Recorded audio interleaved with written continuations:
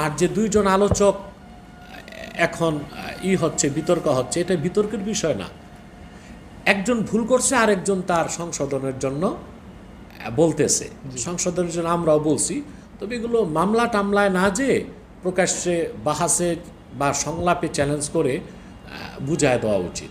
আর যিনি ভুল করছেন ওটা তো ভুল, উনি চুপ থাকলেও তওবা হবে না, বরং আমি মনে করি উনি প্রকাশ্যে এসে এটা বললেই হয়েছে এই বক্তব্যটা আমার ভুল হয়ে গেছে, আল্লাহ আমাকে মাফ করুন।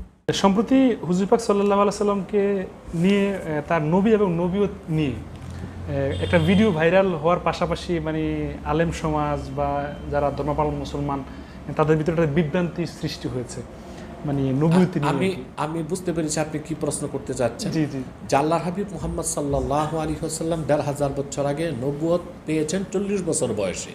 এর আগে তিনি নবী ছিলেন কিনা। জি জি। দেখেন, এই বিষয়টা আমরা জাতিকে বহু